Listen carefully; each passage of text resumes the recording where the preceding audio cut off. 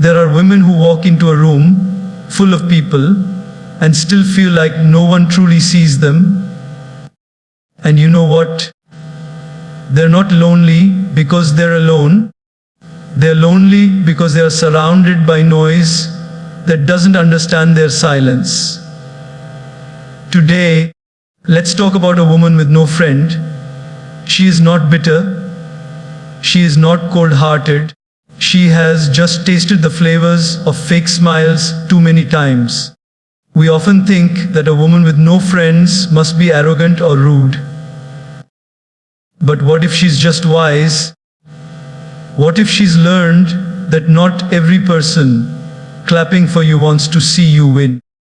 What if she's discovered that silence is a safer companion than betrayal? You see, we live in a world where connections are plenty, but authenticity is rare. Likes, comments, birthday wishes. They don't replace that one real conversation where someone genuinely asks, "How are you really?" Let me tell you a short story.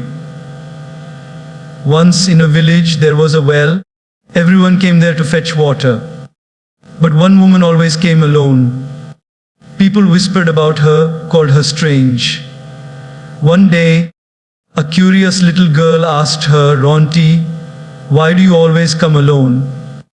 The woman smiled and said, "Because peace draws were better when it's not disturbed." You see, some women choose solitude not because they are antisocial, but because they are protecting the peace they fought so hard to earn. We often misunderstand quiet women. But sometimes the woman who speaks the least has the deepest heart, the sharpest wisdom, and the purest intentions. There is something sacred about a woman who has learned to enjoy her own company. She doesn't need gossip to feel included. She doesn't need drama to feel alive. She doesn't chase people, and most importantly, she no longer begs for presence in places where her soul is not seen. She has cried alone, eaten alone, laughed alone, and healed alone. She has learned that the loudest cheers often come from within. And when you ask her, "Don't you get lonely?" she simply smiles and says, "Sometimes, but never enough. Let the wrong people back into my life." Solitude is not sadness. That's something we often misunderstand, especially when we see a woman who chooses to walk alone. We assume that if someone isn't surrounded by friends, if she isn't constantly socializing, laughing, or posting selfies with her squad, then something must be wrong. Maybe she's depressed. Maybe she's been left out. Maybe she's bitter. But what if she's just wise? What if she's come to understand something most people haven't yet realized? That being alone can actually be a form of deep healing. There's a big difference between being alone and being lonely. Loneliness is the absence of connection. Solitude, on the other hand, is the presence of oneself. Think about it. How many people are surrounded by others, yet feel completely empty inside? They sit at crowded tables, attend every gathering, get countless birthday wishes on social media, and yet when the night falls and the noise fades, they're still looking for someone to truly see them. Now imagine a woman who chooses silence over noise. She goes for a walk in the park alone. She takes herself out for coffee, sits near the window with a book, and feels complete. Not because she doesn't enjoy the company of others, but because she enjoys her own presence even more. That's not sadness, that's strength. Let's take a simple example from daily life. There's a woman named Arisha. She used to be the center of every social circle. Always on the phone, always planning outings, always surrounded by people. But slowly she began to feel drained. Conversations felt shallow. Friends started competing rather than supporting. She would share her struggles, only to be met with indifference or worse, gossip behind her back. She began to realize that she was giving so much of herself away just to keep these connections alive. One day, she paused. She didn't respond to every message. She stopped saying yes to every plan. At first, it felt strange. Her phone was silent. Her weekends were free. But soon, something beautiful happened. She began to reconnect with herself. She started journaling, meditating, even revisiting old hobbies. She'd sit on her balcony with a cup of tea and feel content. No pressure to perform, no need to please, just peace. She wasn't lonely. She was liberated. People started noticing her absence. Some assumed she was going through something tragic. Others whispered that she had become arrogant. But what they didn't realize was that Aisha hadn't disappeared. She had simply retreated into her own light. A place most people are too afraid to enter because it forces them to face their own reflection. Solitude gives a woman time to listen to her thoughts, not the world's opinions.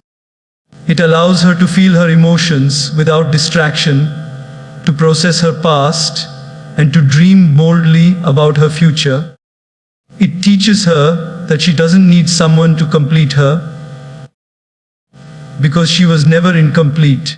Society has trained women to be nurturers, caretakers, friends, therapists, and more, always giving, always available, but rarely taught to give that same care to themselves. You know what's truly sad? Not a woman who sits alone with peace, but a woman who's surrounded by people and still feels invisible. That's the real tragedy. That's the kind of loneliness that breaks a spirit slowly, without anyone noticing. But a woman who embraces solitude learns a different kind of language. She learns to dance to her own rhythm, to walk to her own beat. She laughs louder, cries deeper, and lives freer. She becomes more selective about who enters her life.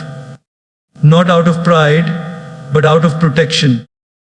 Because once you've found inner peace, you realize how precious it is. And you don't hand it over to just anyone. The world will always question a woman who walks alone. But if she's walking in truth, walking in strength, walking in alignment with her soul, then let them wonder, let them whisper, let them guess. She owes no one an explanation, because her silence speaks more powerfully than 1,000 empty conversations.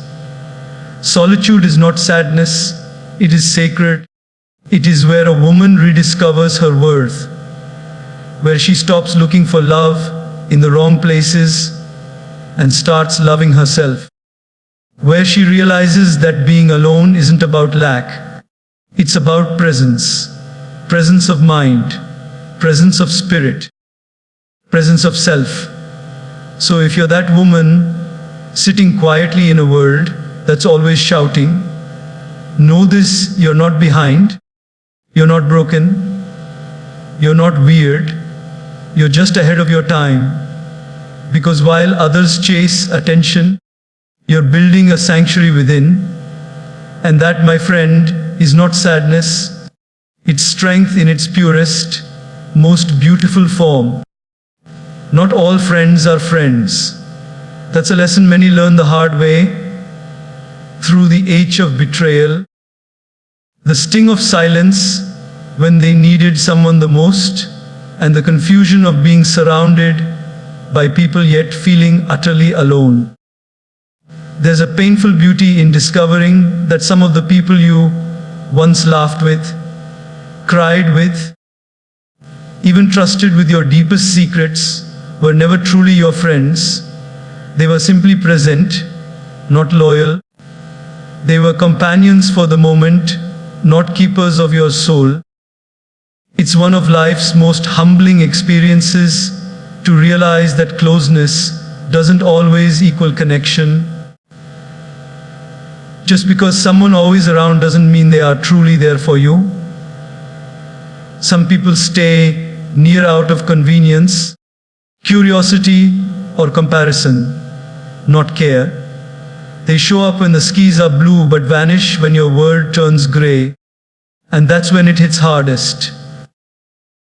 When you're in your lowest season and you look around only to find the people who claim to be your ride or die were never even buckled in. Let's take a simple but powerful everyday example. Imagine a woman named Zoya. She's the kind of woman who's always been there for everyone. Birthdays, breakups, bad days. She's the one people call. Her phone never stops buzzing. She's the listener, the problem solver, the one who drops everything just to be by a friend's side. People call her strong, loyal, and selfless.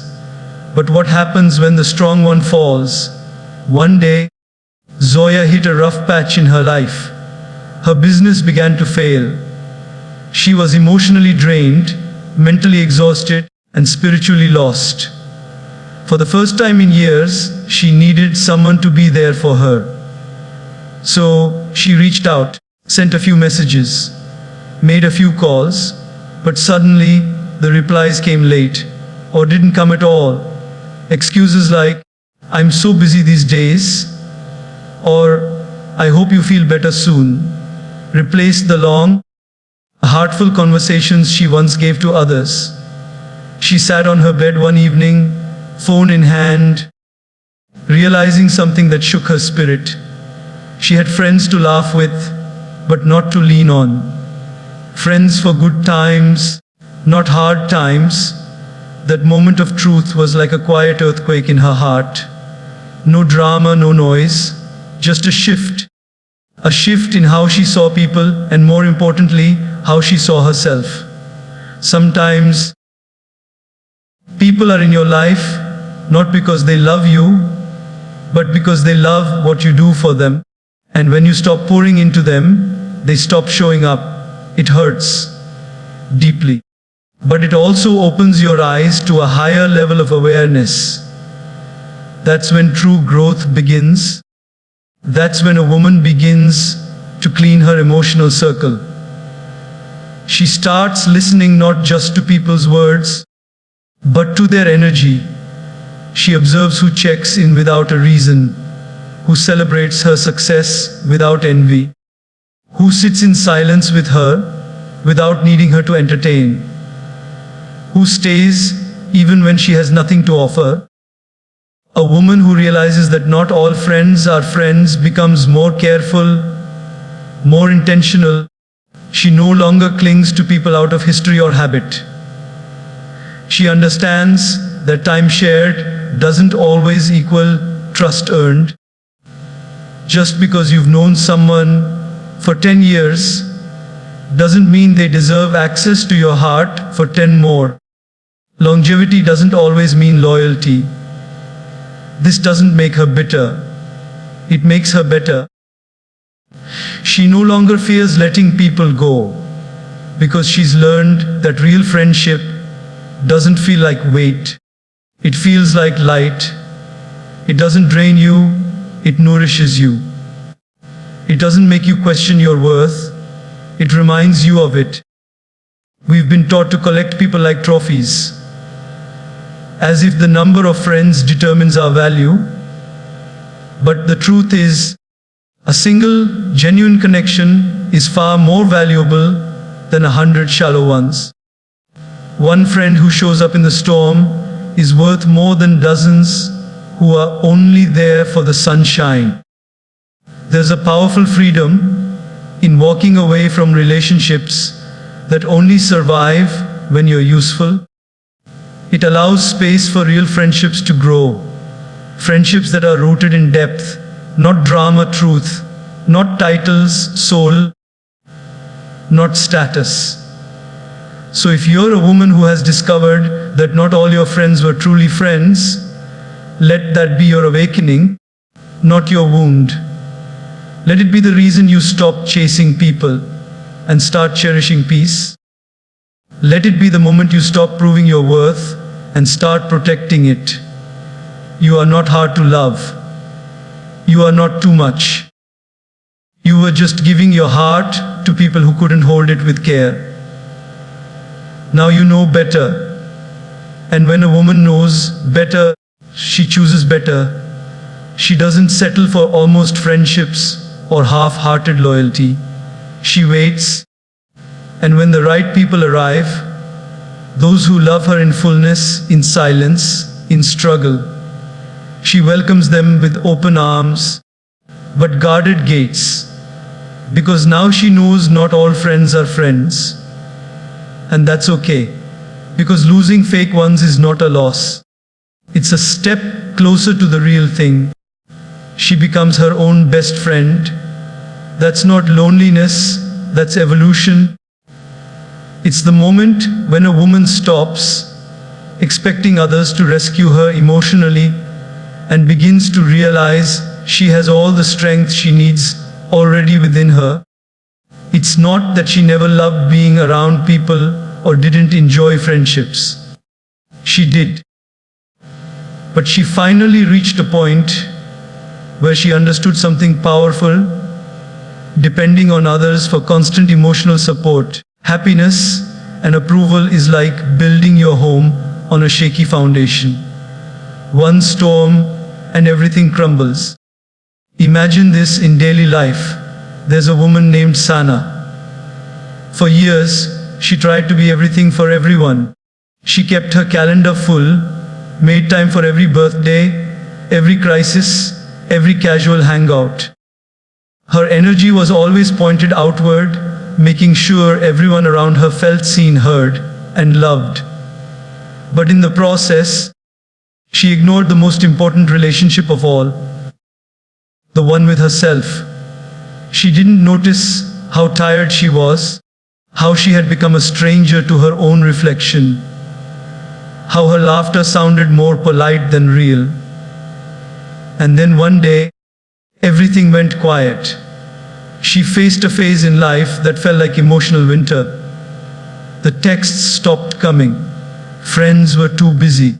Her heart was heavy, but no one asked how she was really doing. At first, she panicked. She wondered if she had done something wrong. She tried to reach out, to reconnect. But something inside her had changed. The silence that once scared her started to feel comforting. The solitude that once felt like punishment started to feel like peace. She began to sit with herself. No distractions, no noise, just her thoughts, and that little voice inside her heart that she had silenced for years. She started writing again. Something she loved as a child. She picked up her old sketchbook, and without realizing it, tears rolled down her face, not from sadness but from reunion. She was meeting herself again. Slowly, she started doing things alone. She went for morning walks, not to burn calories, but to breathe. She took herself out for coffee, but not to look busy, but to enjoy her own company. She stopped needing someone to validate her plans, her looks, her choices. For the first time, she wasn't dressing up to impress, speaking to be liked, or acting to fit in. She was just her, and it felt powerful. People noticed the change. Some were confused. Some said she was acting distant. Some said she was becoming different. But she didn't explain. She didn't need to. Because once a woman becomes her own best friend, the need to explain her peace to others disappears. She no longer needs to be understood by everyone. She just needs to be at peace with herself. It's in those moments of self-friendship that a woman realizes she doesn't have to beg for attention, chase affection, or fight to be heard. Her value doesn't decrease just because someone else couldn't see it. She stops asking, "Why don't they treat me right?" and starts asking, "Why did I allow less than I deserve?" That shift, quiet but powerful, changes everything. You see, the world teaches women how to nurture others, but it rarely teaches them how to nurture themselves. So when a woman decides to turn inward, to sit with her wounds instead of running from them, to heal herself instead of waiting for someone else to do it, that's not weakness, that's wisdom. And as she grows closer to herself, she starts to notice the difference between those who love her presence and those who love her essence. She sees through superficial friendships and values those rare souls who see her even when she's not trying. She no longer settles for being half loved, half heard, or half seen. Why? Because her own friendship has taught her how complete love feels. This kind of woman becomes magnetic, not because she tries to impress anyone, but because self-respect is attractive. People are drawn to her calm. They wonder why she doesn't react the way she used to, why she walks away from drama, why she values her time like gold. The answer is simple. When you become your own best friend, you protect your peace like a treasure because you know what it took to find it. She doesn't need constant reassurance anymore. Her worth isn't tied to compliments, relationship status, or how many friends show up. She isn't afraid to eat alone at a restaurant, go for a movie by herself, or spend an evening in silence, because her own company is no longer something to escape. It's something to enjoy. And perhaps the most beautiful part, she becomes a better friend to others. When a woman learns to love herself deeply, she no longer gives from a place of emptiness. She gives from overflow. She doesn't need people. She chooses them. And that difference changes the entire quality of her relationships. So when you see a woman walking alone, smiling softly, sipping coffee at her favorite table with a sparkle in her eye, don't assume she's lonely. Maybe, just maybe, she's having the best conversation of her life with the woman in the mirror. Because once a woman becomes her own best friend, she unlocks the kind of peace that no one can give and no one can take away. She values quality over quantity. It's not about how many people surround her, it's about how many actually understand her soul. In a world obsessed with numbers, followers, likes, friends on social media, a wise woman begins to see through the illusion. As she realizes that 100 people clapping for, you can still feel emptier than one person who silently holds your hand when no one else even notices your pain. This shift doesn't come easily. It comes from experience, from heartbreaks, from fake friendships, from those moments when your life falls apart and you see who actually shows up. A woman doesn't wake up one day deciding she doesn't want many friends. She arrives at that decision after years of pouring herself into people who only took from her, of sharing secrets that became stories for gossip, of giving love where it was never truly appreciated.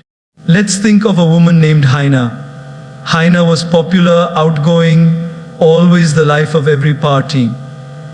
Her phone never stopped ringing. She had group chats with different circles. Work friends, school friends, gym friends. It looked like she had it all. But deep down she felt a quiet emptiness. She could make people laugh, but had no one to cry with. She could share jokes, memes, and updates, but not her fears, her wounds, or her dreams. Every time she tried to open up, the conversation would shift.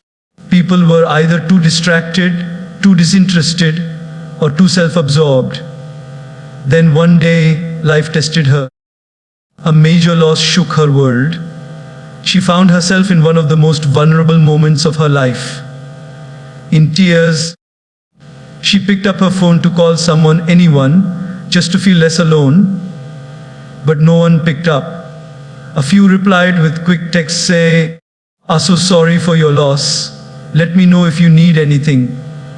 But no one showed up. No one sat beside her. No one stayed.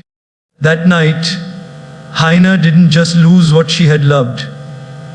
She lost the illusion of friendship. She realized that being surrounded by people didn't mean being supported by them.